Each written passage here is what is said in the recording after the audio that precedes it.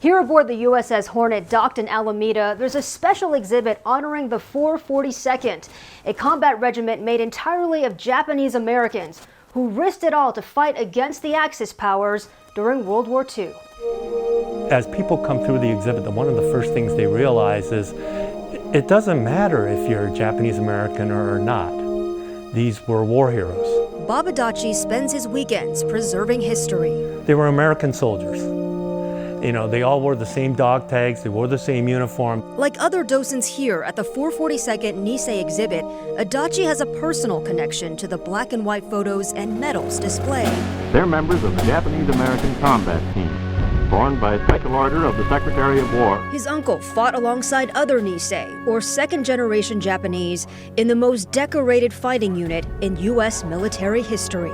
People's eyes like open wide saying, wait a minute, a Japanese American unit is the most decorated, and we tell them. These boys look like tough fighters. You know, they didn't realize it at the time, but they all came out of the war kind of damaged. You know, PTSD. When I was a kid, he wouldn't talk about it. A heroic legacy and a painful past Joanne Sakai's father, Lawson, worked to preserve through these displays. After Pearl Harbor, he and 4 of his friends decided to volunteer to serve in the war. His friends went up first. They were all Caucasians, and they were all accepted one by one.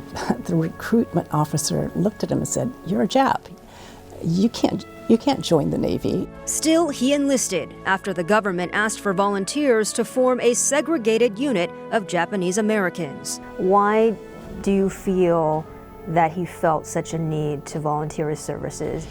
He always felt a very strong sense of being an American. He was born here, he grew up here, he played football and did all of the things that American kids did. More than 100,000 men, women, and children, all of Japanese ancestry, removed from their homes in the Pacific Coast states to wartime communities. Soon after the 1941 attack on Pearl Harbor, the U.S. government forcibly relocated 120,000 Japanese Americans to detention camps. The entire community bounded by a wire fence and guarded by military police. Their patriotism questioned, despite their U.S. citizenship. And so to prove that loyalty, they would fight and they would die for their country. And that's not only for themselves, but it's for their families and for future generations, of which I am one. Tedejima's father and uncles helped liberate French cities from Nazi occupation. This is where the rescue of the Lost Texas Battalion took place. The regiment notably rescuing some 200 Texan soldiers trapped by 6,000 Nazi troops, a battle that cost many lives. They were the tip of every spear. They were considered expendable. What really made this unit relevant or significant was because where maybe they were expected to fail, they succeeded. They succeeded over and over and over again. Do you think they also felt like they had something to prove? Yes. Yes, yes. Some of it, I believe, was for patriotism. I believe in many cases it was a matter of honor. About 18,000 Japanese Americans served in the 442nd.